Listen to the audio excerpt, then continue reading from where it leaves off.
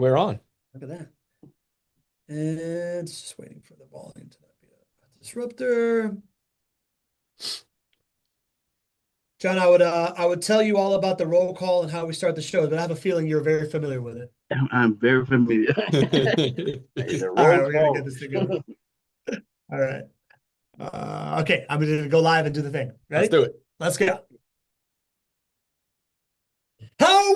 Welcome, everybody, to the weekly edition of the Not Your Average Investor Show. Today, we are talking with an investor from New York who has essentially tried it all, right? He was trying to invest in his backyard. He was trying to self-manage, do all the things. And then he finally decided to invest remotely in Jacksonville, Florida. We're going to analyze what he had to learn to get there and the obstacles he had to overcome. I'm your host, Pablo Gonzalez. With me, as always, the man that I affectionately like to call GC because he's got the genius concepts, knows how to generate cash flow, is a great co-host, and his name is Greg Cohen. Say hello, Greg. Hello, everybody. Fantastic to be with you today. And with us today, a local legend in our community. We call him Il Maestro because he shares the name with a world-famous composer, and he allows us to have a good sense of humor. John Williams from Long Island, New York. Welcome to the show, John. Thank you, Pablo. Thank you, Greg. Good to have you, man. So nice to see you, John. Thank you. And John, we like to start off with a little tradition around here. Do you know what that's called? How we usually start the show? Sure, the roll call, baby. No, roll call, baby. Il Maestro knows how to conduct the orchestra. Yes, he does. The MVP checking in. Mr. Lee Bishop. We got our leadoff batter batting second. Mr. John We got Henning. the gran amigo. Desde Duval, Bill Shields. Nice. Benny Balsamagas. Benny's is back. Oh, man. It's so nice to hang out with everybody. Benny, it was so nice to meet you at Summit. Yeah, Benny. We got the KOB, King of the Beach. Christopher Lee. From Fernandina Beach. We got the Shaw man. Nadeem Shah. Nadeem Shah. Who else we got in here? We got the fairy godmother checking in. Of course, Miss Jen Filson. We got the Billy Green.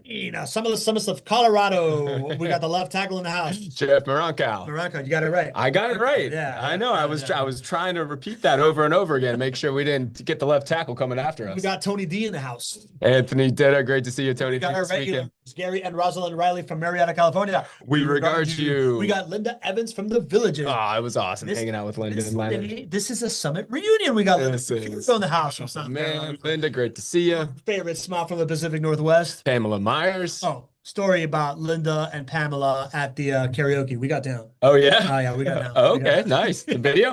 I'll send you the video. Okay, all right. Yeah, all right. Who else we got? Laura Colby in the house. All right, Laura. Logan Wood here from the JWB service team. Logan. There we go. Welcome. Great to have Welcome to the JWB show. representing. We got Right Along Raj, who I got to reconnect with and ride along with. It was so cool to have Raj there as well. Raj back. Justine Herrera. So cool. I spent the bus ride with Justine That's right. sitting next to her. Just an incredible family story. So nice to see you, Justine. I saw that. Good to see you, Justine. Did we say Tony D? We said Tony D. We did. Hervé Francois. There we go. Hervé House. in the house. Good to have you, Hervé. Saran with the plan. So ran with the plan, man. She did not disappoint. Star of the show. Star of the show. On Saturday morning. Who else we got in here? Okay, cool. Good roll call. Il Maestro. People are here to hear your story, my friend. How does that feel? Okay. So, John, you were telling us that you initially were interested in real estate in the early 2000s. Is that kind of like when the journey started for you? You were seeing infomercials on the TV. Talk to us about like first kind of like why did you want to get into real estate? Like what was attractive to you about the asset class? Wealth building. Basically, building wealth, long-term wealth was what attracted me to real estate. And so I wanted to get but at the time I didn't know because real estate is just a wide area and I wasn't sure where in real estate I wanted to be. So I started to investigate and look into different avenues of real estate. And then eventually I decided that single family homes were going to be the key for me. Yeah, and so when you were doing that, what were your first kind of like steps into it?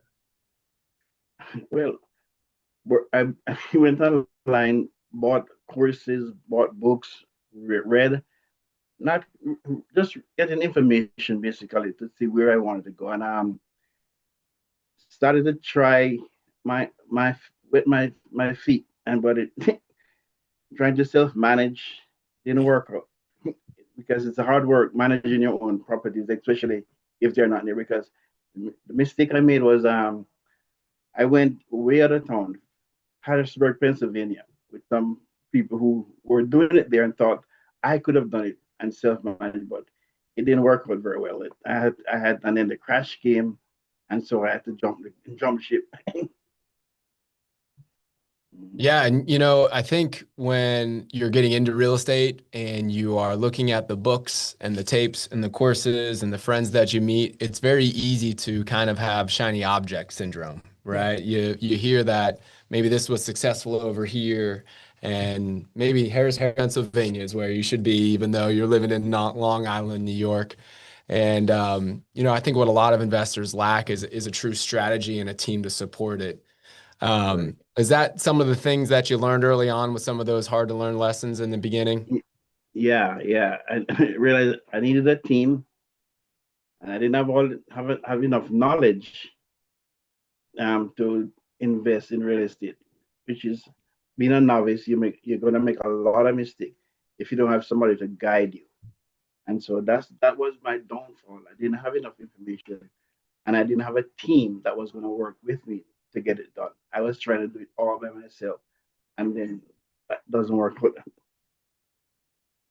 Yeah, and especially you need a team if you're going to be remote. If you are living in Long Island, New York, and you are investing anywhere, Jacksonville, Harrisburg, wherever, the team is the most important part. It is second to none because if you're going to win in real estate, you have to be in the game for a long time, right? If you are going to win in rental properties, you need to buy and hold for a full market cycle. And if you don't Right. have a team to support you, there's no way you're going to stay in the game long enough. And that's one of the things I learned from JWB about the cycle. Because I wasn't looking at it in terms of the market cycle. I was just jumping in trying to make cash flow. Because Yeah. in my mind, I'm thinking cash flow is what does it. But then I learned from being on the podcast that there are five market profit centers. And when I started to understand the profit center, then it makes sense that it's not just the cash flow, but it's what you do over the cycle with the profit centers. And the podcast was a big help. Greg with the knowledge and the data and the information, probably it hit home. I really started listening to you guys in 2024. And so when I got a little knowledge and I heard and I realized we had a team in place that I could be successful if I just have trust the right people. And I've heard you say it over and over, Greg, that a lot of times we try to find the property and then find the team. But then if you find the team and then the property, it makes more sense because you have the support system in place that's going to help you to succeed. And that's what I learned from being with the JWB and being in the community, because not only did I hear people who were using the system, being successful and accomplishing their objectives and their goals, I realized that I could also be a part of that. And so I tuned into you the program week after week, month after month. I was there just listening and learning. They got to the point where I said, let me try. And so December 2024, I bought my first property with JWB. And I said, okay, let me see where it goes from here. And funny enough, a couple months after, 7 months after, I bought two more properties. Yes, you did. That's So, John, that's just really incredible. I'm curious, do you remember when you started listening? How many shows do you think you listened to before you built up the courage to take that leap of faith and buy your first property, if you had to guess? I think I started maybe about March, April, somewhere on there. Hmm. Because then you had a lot like Lee Bishop on the program, MBB, you had Liz, and I'm listening to all these people talking and Fairy Godmother, which I've come to know through other sources, talk about how the support that they were getting and the team that was in place, and that helped to build my confidence Yeah. in Grilby. And I'll share with you another story as we go along about what helped to cement my trust in JWB, why I wholeheartedly believe that JWB has my interest at heart and why they're going to help me to accomplish my dreams. I'll share it as we go along. Oh, yeah, go ahead and share it. Oh, okay. Yeah. When I bought my, in July, when I bought the two properties, a week after I closed on one of the property, a tree fell and damaged the roof of the new house that I just bought. Here I am now, stuck with the property, just no money. Well, we're basically not collecting any money from it, and the roof was damaged. And I had to fix this roof out of my. Thank God I listened to Greg. I said, put a little reserve money aside. So when you have it, so I had a little money put aside. But I got in touch with JW and I said, and I cannot share with them my concern. I just bought the house and the roof is gone, and now I have to find almost $2,000 to repair this roof. And my portfolio manager said to me, let me take this to my manager and then I'll get back to you. And the next, she had went to the meeting, and at the end of the week, she called me back. She said, tell you what, out of good faith, we will spend half of the repair of the roof for you. I said, what? They said, yeah. I said, man, I've never heard of a company that would have done that. I just got in and they volunteered to help me fix the roof. And I said, man, this company is solid. That is wonderful. They're not You know, trying to run me around to get my money. well, thank you for sharing that. Just like you have this long-term mindset and the full market cycle, that's the way we look at bringing a client on, especially when we get to learn more about their goals. A lot of your goals are big goals. They require you owning 3, 5, 10, 20 properties in order to get there. So when we make decisions like that, it's in the interest of a mutual long-term win. And the great thing is that my team completely makes those decisions. I didn't even know about that. And that's a beautiful thing, right? It is a team here of 120 plus individuals who are empowered to make really, really good decisions for clients. So thank you for sharing that one. It's really interesting. I went to dinner last night with Doug Segulio, who was here for Summit also. Oh yeah. And he said a very similar thing, right? Like there's a certain level of believing in the operational prowess of JWB, of doing it right. But he also mentioned this idea of like, I also really believe that if there was something that went sideways, they would do the right thing. Yeah. And I don't think we've really talked about that a lot. Like, I feel like that's something that I remember the first time Lee showed up on the show, he cried about it. Yeah. Not that Lee doesn't cry. Yeah, he cries out. Lee's a crier, but this idea of of doing the right thing is something that you hear scattered around the community, and people talk about it. I know that you guys also did it with me as well when I had a particularly difficult turn. Can you talk a little bit about how you guys have, it's easy to think whatever, 4 guys at the top of this thing, they'll just do it. But now that you're at like 125 teammates, yeah, and you're not even finding out about it, right? Like, right.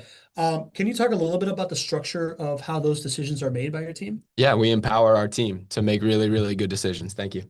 We empower our team to make really, really good decisions, and we train our team. We give them the opportunity to make those decisions, and we get the opportunity when you train your team to be able to make those decisions, and you are not the one pulling the strings. Obviously, it's leading to that type of growth, but there's learnings along the way. And what we have really found all along the way is that as we train up our next group of leaders to make some of those more difficult decisions, not only do they make good decisions, they ultimately own their part of the business to a degree that just wouldn't be possible if they weren't those decision makers. And then what we find is that what they create in their little hole of the business is so much better than what it was before, and so much better than I could do or my business partners could do. For those who were at Summit this weekend, you all went out of your way just to talk about the teammates at JWB. I mean, really, I think that was probably the most impactful moment, especially for those who came to their first summit. It was not just getting to meet me and Pablo, it was getting to meet those other, 20 or 30 teammates that were there. Well, those teammates care so much because they have they own the business, right? They make the decisions for John or for you or for other clients. So we certainly build leaders up, and it's been that way for 20 years. It's pretty awesome. It's pretty awesome. John, you were also talking about, well, I guess your first real estate deal wasn't necessarily the first time that you became an accidental landlord wasn't necessarily on purpose, right? Like you were telling us that first you moved from Jamaica to the United States and you were trying to like manage remotely. Was that were you trying to hire a property manager over there? Were you trying to do things over the phone? Did that inform kind of like how you move forward in Harrisburg? No, in Jamaica, I had my family, my friends rent my property, but it didn't work out. Mm. Yeah. It didn't work out. Yeah. Yeah. Try being a remote landlord in the same country, trying to be a remote landlord in a different country. Imagine that would be very, very difficult. Yeah. So you had that Harrisburg experience. You were driving back and forth from Harrisburg, trying to do everything yourself. Um, Great Recession happens. You didn't lose faith. You still wanted to stay in real estate. You reinvested in education. Talk us through what it took for, you know, uh, going through the hardship of the Great Recession and having to walk away from a property, but still seeing through it, right? Like we these are kind of like the stories where it feels like nobody ever gets it right the first time, um, myself excluded, thanks to this community. Nobody gets it right the first time, right? Like what kept you? What you also mentioned that you were having a job that you were very like highly paid, right? Like what stopped you? What kept you still going after real estate as opposed to other options that you might have had? Because I realized real estate was the only way to build true lasting wealth that we would pass on to the next generation.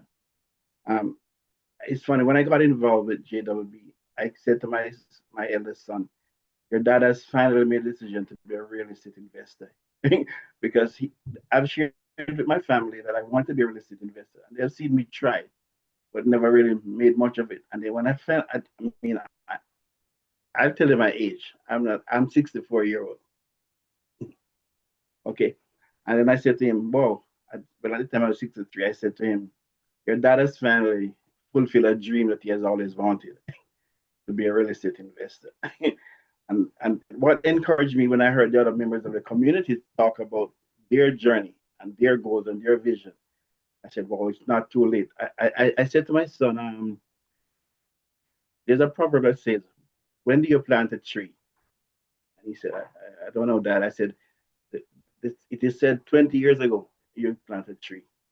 I said, "When is the next best time to plant a tree?" I said, "No, I might not have reaped the benefits of planting a tree 20 years ago, but if I plant a tree today, 5 years, 10 years, I might not reap all the benefits of the tree, but I'll reap some." So what I'm doing, and my family is very dear to my heart.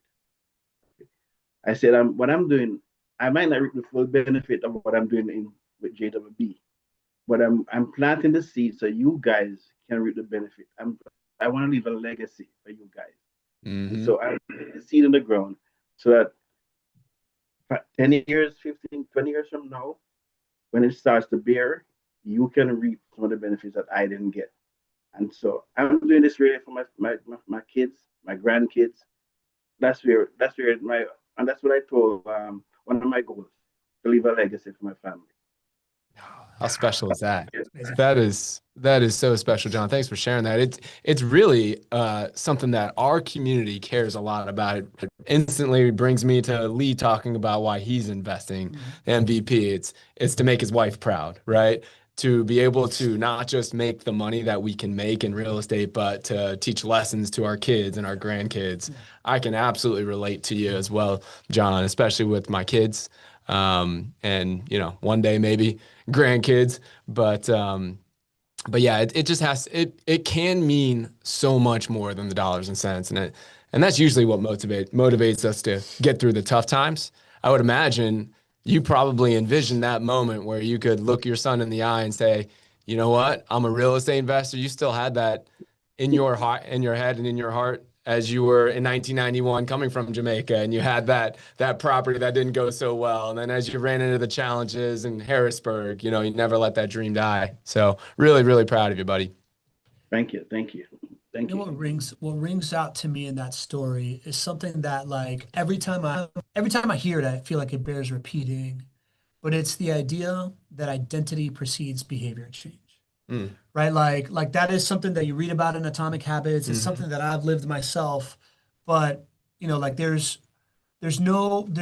nothing like believing, like this is who you are, right? Like John, you saw yourself as a real estate investor, or you like that was your mission, that was the identity that you had set for yourself that you needed to become. Mhm. And at 63, you weren't going to give up on that thing because that identity piece is one of the most powerful drivers of behavior, which is a big it's a big reason why I believe in this like community thing, Mhm. right? Like it's a big reason in like having a environment like the Not Your Average Investor community that people feel like they belong in, Mhm. right? Because you start coming to the shows, you make friends with people, you realize that they're like you realize that at one point, wherever they are on their journey, they had the same kind of like desires and the same obstacles and whatnot, and it allows you to just kind of like keep that faith and keep going. And I think it's incredible that you were able to like stick to that at 63. And then the second thing is the why, right? Like I was just looking over Dr. Roberts' newsletter that we're about to put out, right? Like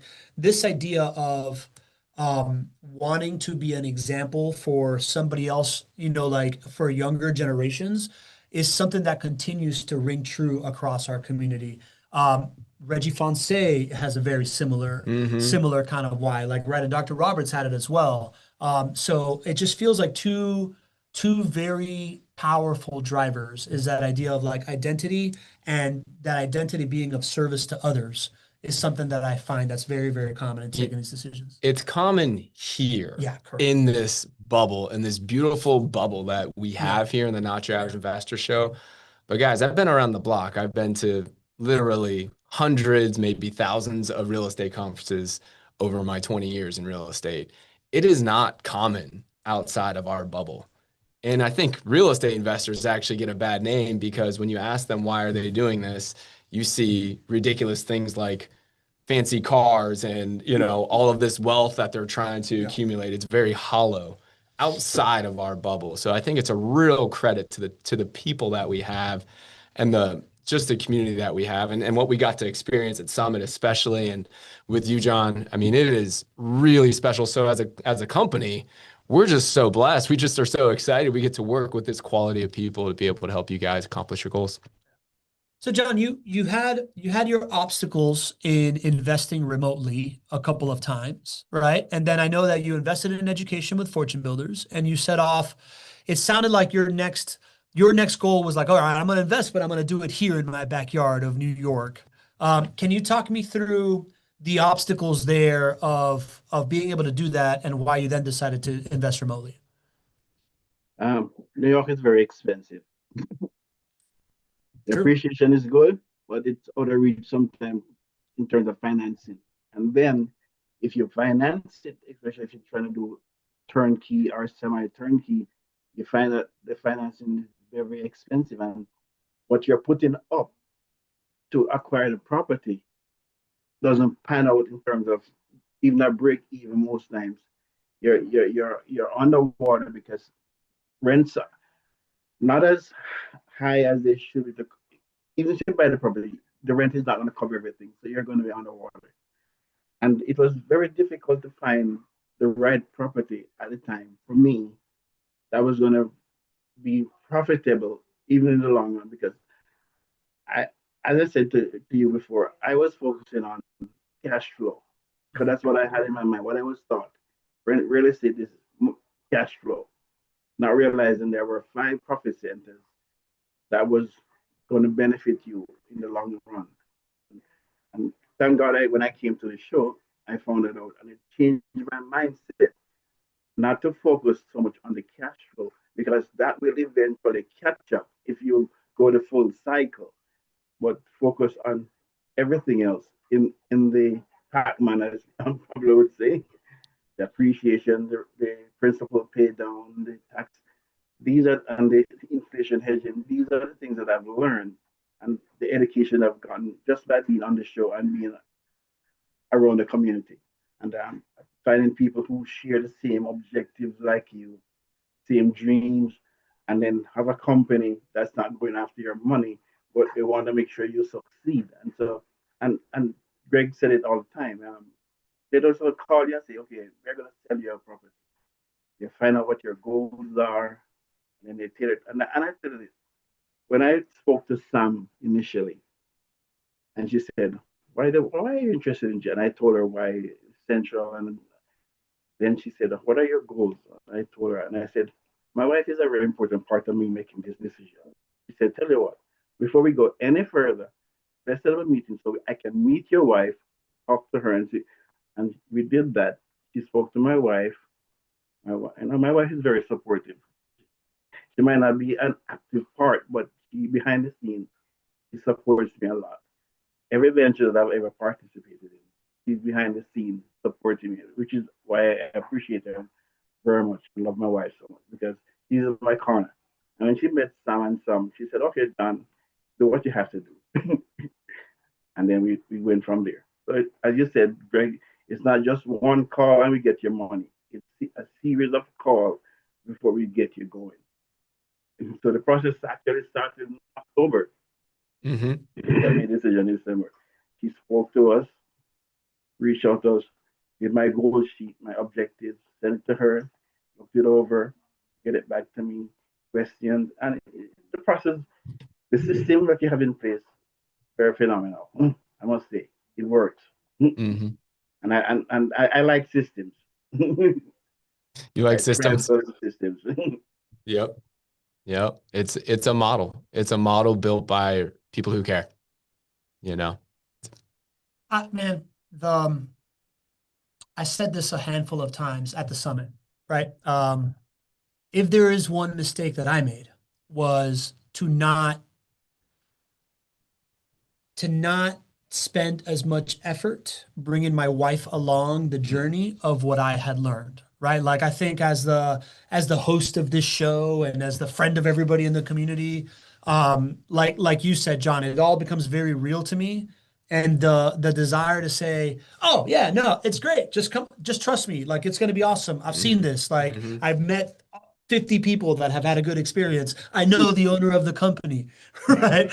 Um, and yet it's still my biggest opportunity is the way Yeah. that I phrase it, right? Like my biggest opportunity, which is why I asked Martha to take time off on It Friday was so awesome to see and her come. there. Yeah, it was great. It was great. It was my biggest opportunity, right? Like this idea of um having your partner understand why you're doing it, how it works, and just as importantly, who you're doing it with, Mm-hmm. so that they have like an equal level of not just like belief, but buy-in Yeah. and trust, Mm-hmm. is like it's the lubrication to the flywheel, right? Like that's 100%. that's a really, really big thing. That's cool that you said that. It's cool that Sam recognized that, John, because I'm the same way, right? Like I can't do it without my wife being on board Mm-hmm. because we're a team, right? Mm-hmm. And it's like now she's still on board, right? Like we're still growing our portfolio.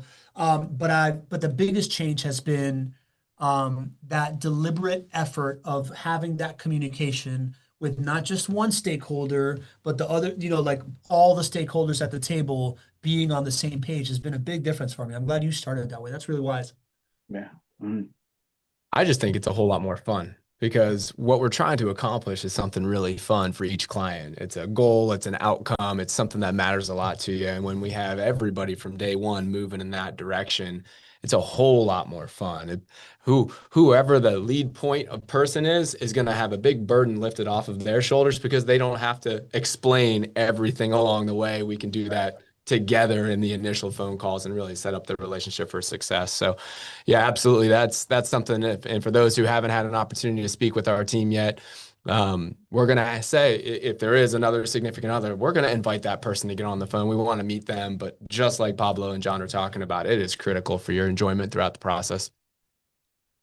Yeah. So, John, what's the goal now? You're now an investor, right? Mhm. Like you've crossed that identity threshold.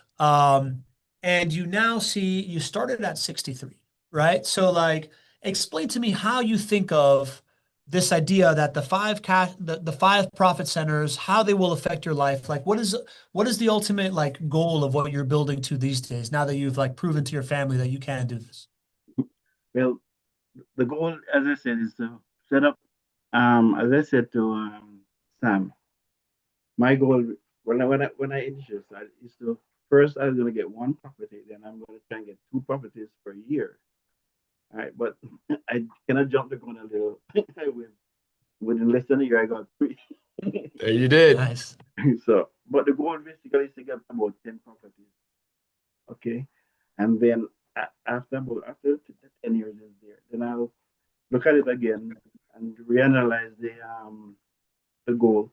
And the outcome is basically to have about five, I'd say maybe five properties paid off in 10 to 15 years using the method that Greg has the uh, uh, snowballing effect to pay down the Mm-hmm.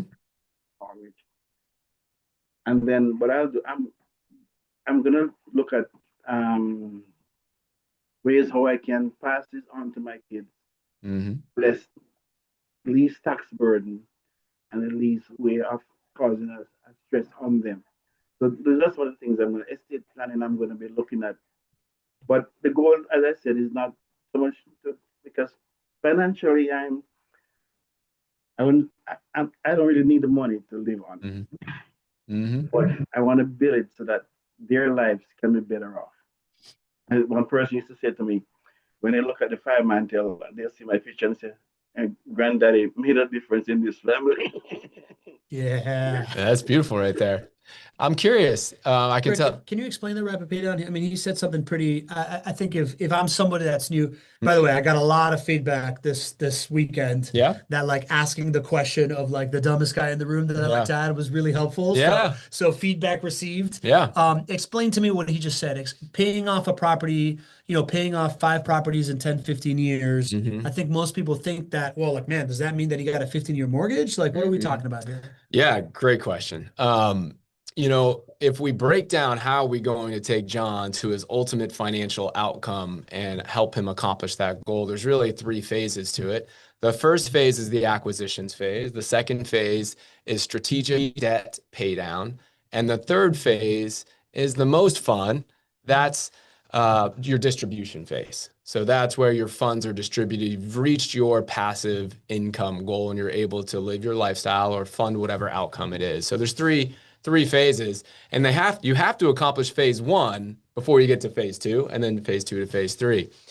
So phase 1 acquisitions, we have to have the right number of assets in the portfolio. We help you do that. We've worked with John, and it sounds like 10 is the right number of assets in the portfolio to get there.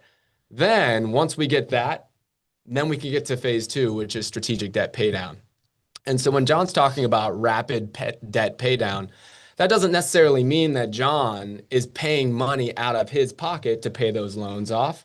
It doesn't mean that John's mortgages are 15-year mortgages. I would assume, John, are your mortgages 30-year mortgages? Yes, they are. Yes, 30-year mortgages, right? And we don't necessarily have to take money and make additional payments.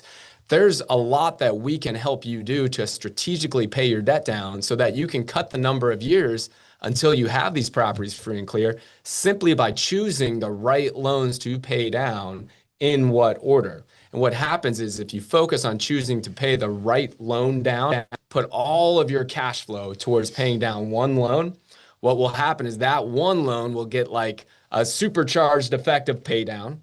That loan will eventually be paid off relatively quickly, and then it starts to snowball. And so not only do you have the cash flow that you were putting towards that one loan, well, now that one loan is not there anymore. So now you have more cash flow, and then you roll it to the next loan, and then that gets paid down twice as quick. And now you have 2 properties that are free and clear. And then it gets even more fun and it goes to the third property. And the timeline to pay off the third property is even less. So this is a part of the strategic debt pay down phase that we can help you do. We can help you do this. And then this is how you can really, really become efficient with your rental property portfolio and the dollars that you have, because we all have limited dollars. Well, if you know the right number of assets and you know how to pay the loans down, you can get to that timeline many times without even having to contribute additional capital to get those loans paid off, depending on what your timeline is. So we don't talk a lot about that, I would say. We get a lot of questions. Maybe we should talk more about the strategic debt pay down phase. But that's really just a I love things that can increase your return on investment or decrease the time to get you to your goal that don't require you guys to come out of pocket. And that's one thing that does. Love that. Also a big part of Saran's story, Yeah. which is a big inspiration for the talk track at the summit this week. So yeah, maybe we should. I don't think we've talked about C3X Right. in a little while. Maybe we should do a show on that. Yep. All right. Benny coming up with some really cool topics here on the chat. I gotta write those down, Benny. Okay, so John, so you're planning to get to 10, and then you're going to reassess at that point. You don't really need the money to live today, so you're able to be strategic with it. And then this is a legacy play to teach your kids. You brought your wife along on the decision making. How much are you kind of like bringing your kids along on the decision making these days? Is that a part of the conversation, or your grandkids or anything like that? Well, every once in a while, I'll sit on my kids and I'll discuss the JW properties. But right now, they're in the building phase of their lives. So I'm not pressuring them too much with what I'm doing. I'm trying to lay the foundation, and then I'll let them build on the foundation. That's basically the step I'm doing. But they're aware of what I'm doing. I keep them abreast with what I'm doing as far as the rental properties are concerned. Yeah.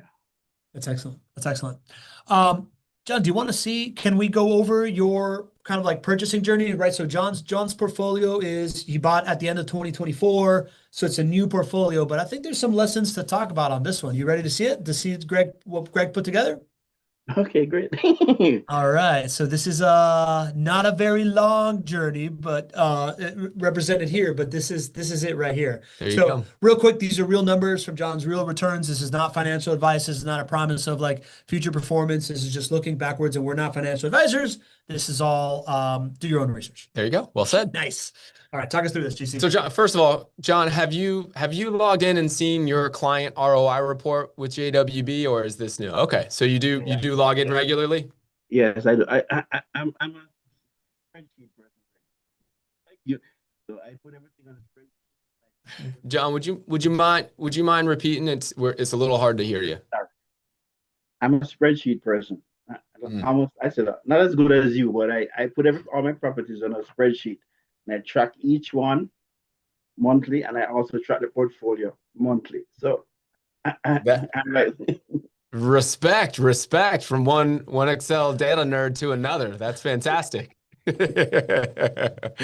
Well, great. All right. Well, we're going to take everybody through your client ROI report. And for those who are not JWB clients, the client ROI report is one of the only things that I have seen in all 20 years in this industry that allows you to analyze your property returns from all 5 profit centers. And if you are a JWB client and you haven't logged in to see your own reporting, I would highly encourage you to do that. It always surprises me and causes a little tear in my eye when I have a client who tells me they haven't logged in. So John, thank you for logging in. What you'll first see is John's activity here. As we mentioned, he bought 3 JWB properties. He has his first one on Myrtle Avenue, his second one on 6th Street West, and his third one on Hartridge Street. And one was purchased at the end of 2024. And just like he mentioned, he came right back and bought the next 2. He was an overachiever even for himself and bought 3 properties in the first, about 8 months or so.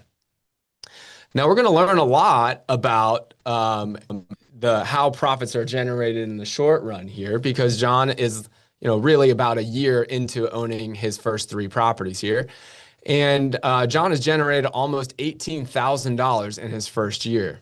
As you can see, his total profits are $17,666. But the way that John is getting there is very interesting. John is at a special moment in time here where there are a lot of cash flow credits that clients are earning when they buy properties. And so net rental income and cash flow is actually quite high. And then this past year, we had basically flat home price appreciation. So it's a cool time to look at, well, how do you win even if the market is flat in terms of home price appreciation? John, can you talk about those credits that you earned and how did that influence your decision to buy? The first one that I bought the maintenance credit. That basically helped to push me because I realized I was going to get back money when I spend money. Yep. So I thought it was a good deal, and so I did it, and that was it. The credit that they reserve fund that helped me to do the repairs when I had the issue with the first property, second set of properties that I bought, because I was able to fund the repairs without going into my own pocket because I listened to what Greg said. Put aside some reserve money in case you have emergencies, and I'm glad I listened. The second set of properties, what spurred me was also the credits, but also you offer the um uh, I'm gonna say from my terms are not very sharp still, but you offered a buy down like Right. the DSR loan with a certain percentage, and Yep. I at 5%, I said, "Wow, that's way below what the market is giving." So I jumped on because so I was able to get those two properties at a 5% interest plus maintenance credit as well. So those are the things that motivated me to get on board that Yeah. quickly properties. You did great with that terminology. I tell you what, you are a real estate investor. You just mentioned DSCR loans and buy down and credits. All really, really good things. I think on the surface, you're reading a lot of articles and people are saying, oh, this isn't a good time to buy and whatnot. But when you actually break it down, this actually is a great time to buy because a lot of builders are offering credits. They are offering buy down of interest rates to ensure positive cash flow for rental property investors. So John took advantage of that. And I would imagine you had well over $10,000 in credits, I would imagine, from your three properties. And your interest rates have been somewhere around 5%, it sounds like. So a great opportunity to dig deeper. And we all kind of learned about this in the Not Your Average Investor community. But, outside of this, people don't know. So good on you there, John. I was just talking to Leslie about it while we were on the downtown tour on Saturday. And it's the idea, I was talking about like bringing my wife along and all this Mhm. stuff. And it's the idea that real estate has its own language, Yeah. right? Like it's almost like you have to learn this new vernacular, and part of that is intimidating, and it's kind of like the entry barrier of being able to like relay that information to the people that you want to bring along. Part of it is just an entry barrier of like, man, these people are saying all these things that I don't understand, and it's really, really hard for me like see myself moving forward until you become fluent in the Yeah. language, right? Just another thing I wanted to share that was something that came up a couple of times over the weekend of how people, like you said, John, like you become part of this community and you start to like understand the language and you start to do it. And even you right now, excusing yourself for not having the language very like it sounded like, oh, you sounded like someone like learning a language, but you're fluent, right? Yeah. Like you're already able to express it, man. It's cool. We should probably, now that we talked about how important it is to explain the language, I should probably explain what those terms are. Yeah, right. Yeah, that's a good call for the noble fool role right there. Yeah. So a cash flow credit is literally cash that you put in your pocket about a month after you close on your property. It comes through to you as cash received. It is not just money that is just sitting there, and if it gets used, then it gets used or whatnot. No, just think about it literally as cash in your pocket. It is paid as a property management a credit that is paid out on your first property management statement with JWB Property Management. And so those cash flow credits today are somewhere between maybe $7,000 to maybe $13,000 per property. So when you buy a property today with JWB, you walk in, you put your money down, maybe $60,000 to maybe $75,000. And then let's just say on average, it's about a $10,000 cash flow credit. Well, that comes right back to you within your first month of ownership. And the key here is what we advise is just what John was talking about, is that this money now becomes your maintenance reserve. Because I want you to have a wonderful experience and I want you to buy and hold for a full market cycle. And the best way to ensure that is making sure you have reserves, as well as, of course, us preparing you for the good times and the challenging times. So clients are taking that, let's just say, average of maybe $10,000 per property, setting it aside in a bank account, and now you're ready for the moments when something that you don't want to happen happens, like a property turn or something, and you're prepared. So that's really, I think, the best part of this environment that we're in right now. Cash flow credits are available, and I think it's ensuring positive experiences for clients for, hopefully the next decade or two.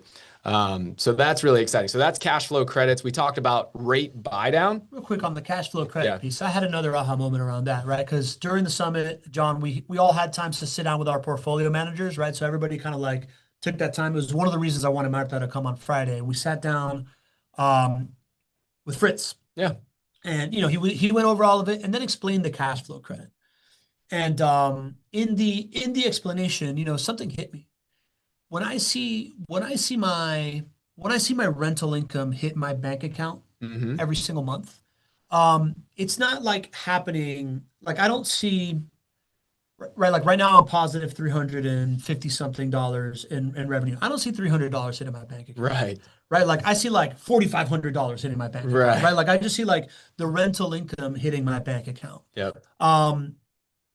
And so even if with these cash flow credits that we're getting, you're still going to see the rental income hitting your bank account. Like let's say that these cash flow credits are there to kind of like make up for extra cash flow, right? Like you basically spread it out over 3 years to make up for what the like year 3 cash flow is. Psychologically speaking, you're still paying your mortgage out of like, one side of the brain, and then you get the revenue on the other side of the brain, right? So like there's still that like positive pleasure center in the brain, and as long as you have that $10,000 buffer there, even if you're using it out of the same bank account, it still serves as this like really nice insulating layer over what you see. John, do you have all your cash flows coming in and out of the same bank account, or do you have it like separate? How does it work for you? I separated it. I have a separate bank account for my real estate investment, and I have my personal, so I don't mix them.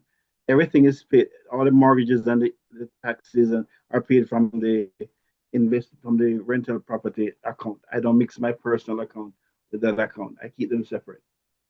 Good advice from Greg. Thank you, John. I think setting aside reserves and having your bank account separated from your personal funds are so critical to ensure a positive client experience.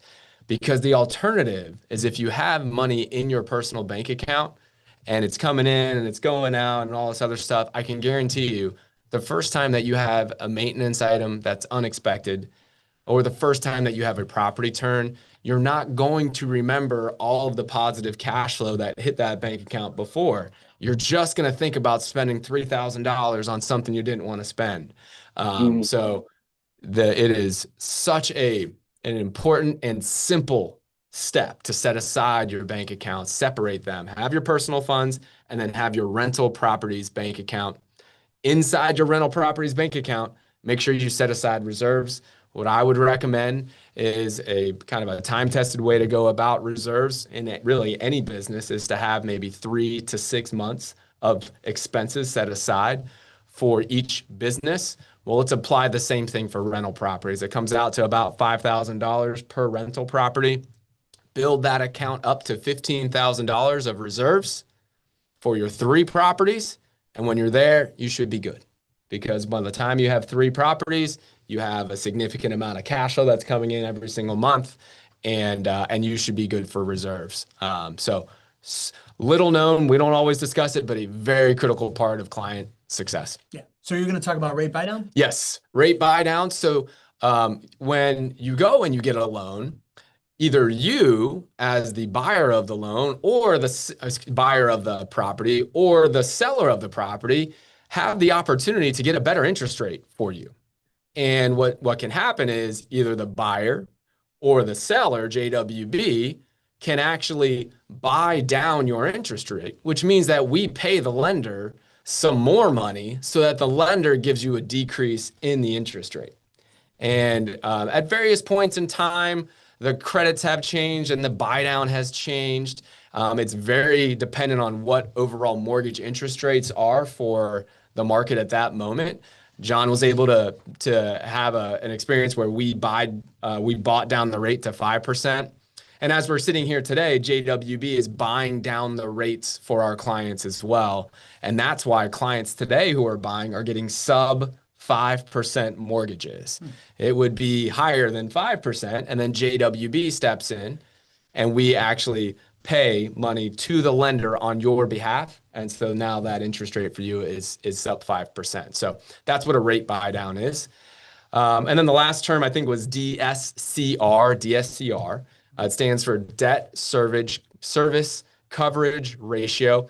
Fancy terminology. That just explains itself. Yeah, right. It's fancy terminology. It's just a type of loan that is really popular right now because what it does is it's a type of loan that is basically substantiated by the positive cash flow that comes in your rental property. Debt service coverage ratio simply means that the lender looks at what's the ratio of the debt service to the rental income. And so because you're investing in properties that are positively cash flowing, they are going to be much more, the DSCR loans are easier on you to qualify for, and they're really attractive in the space right now. So DSCR is one type of loan. There are regular conventional loans that are also very attractive as well. So when you sit down with our team, we can talk through the pros and cons of each of those and really help you settle into the right loan for yourself there. And he put all that stuff together, and this has been John's experience. Now, we're used to seeing this thing look like a Pac-Man, but it's normally the home price appreciation that makes up that Pac-Man. Today, it's the cash flow. And you want to explain that, GC? Absolutely. This is the old reverse Pac-Man right here. It's a wrestling move. I love it that John truly understands the way to build wealth is to focus on all 5 profit centers and to not focus too much on net rental income. And as we put your profit pie together here over your first year, yours is actually very heavy on net rental income. What we teach obviously is a much longer time span than your first year. And if we think about what's happened with John's experience over the last year, it's been an environment where home price appreciation has basically been flat, which is unique. We usually have more points of home price appreciation. And John came in and got a lot of cash flow credits right off the bat. On your client ROI report, that shows up as net rental income because that's what that is. So it's a unique moment in time. Over time, the Pac-Man principle will come to fruition for John, just like it has for you and everybody else. The way that we really look at portfolios where we start to actually generate what your rate of return is usually after about a 3-year time frame. That's where things usually start to settle down, and that's where I would imagine your Pac-Man principle will come to fruition just like everybody else, John. But hey, nothing wrong with having a significant amount of cash flow in your first year, what I would imagine, right? Well, put it this way. At least it's fulfilled a part of my dream when I was focusing on cash flow. Now I There you go. Nobody complains about having too much cash flow, I can tell you that. Yeah, for sure. John, I really appreciate you coming on and sharing your story, man. This has been great. Do you have any kind of like parting lesson or anything kind of like top of mind that you wanted to share that we haven't gotten to here? One of the person who kind of helped motivated me to was an episode you did with Lee, MVP Lee. Yeah, we've heard of him. I'm a big fan of mine. When he talk about how he uses retirement accounts to purchase his property. And for my first property, basically what I did was I went into my retirement account and pulled the money from there to buy my first property. That's what I did because I'm saying a stock market is volatile. And if it goes to zero, you have lost. Single family home hard asset, when you buy it, it doesn't go to zero. Even if it doesn't appreciate as fast or lose value, you still have the asset, the value of the asset. And that's what kind of helped me make this decision to pull out my retirement money and invest it in single family home because you will never lose. And if you give the market cycle the time, just like the stock market, it will build back. But you still have this asset that's generating income that you're not going to lose on. And that's what I love. And that's what kind of helped me to kind of make the first move in that. I would say, I'm going to repeat what you've all said on the show. You need a team that has your interest at heart. And when you get the team in place, then you look for the asset. I cannot emphasize that enough. If you're thinking about going on this journey, get the team. JWB is a solid team. And I can say from my experience and from what I've heard from the community, they have your interest at heart. And if you work with them, they will make sure you succeed. They said there's no guarantee, but I almost give this a 99% guarantee that JWB will make you work. All right, John, thank you so much. Thank you for saying that. To know that we have had an impact on you to help you accomplish your goals right now to become a real estate investor means a lot. And to hear you, isn't it cool when we hear clients that are speaking the truths that we have spoken, you know, like it's wild. Like the amount of like repetition that we've heard of like the team first approach, particularly in the last couple of months, it's like there's like an uptick in it. And I'm like, every time someone repeats it, John, it just totally fills my bucket, right? Because it's like we stand up here, we do this show every single week, right? Like we're always like challenging each other to talk about new things and different things. But you start to realize that, you know, when you're really trying to like make an impact, when you're really trying to help people learn something and actually, you know, not just at a topical level, but at an application level that they will actually take action on, it's really like repetition is at the heart of it, right? Like, and the more that we repeat it, the more people start to understand it. And the more that we, you know, take it from over here and bring it right into that language of like team first, it's just like, it's very rewarding from like the content creator kind of like standpoint to like hear this. So it really, really fills my bucket, John. Thank you. You're welcome. Yeah. And we want to thank the rest of the community that's been here. You know, like first of all, this feels like a summit, like a summit reunion. A lot of folks that were at Summit are here. I think I heard from everybody, best summit ever, right? Like I heard it over and over and over and over. John, I hope that you can join us at the next one, man. Like that, the feeling in that room.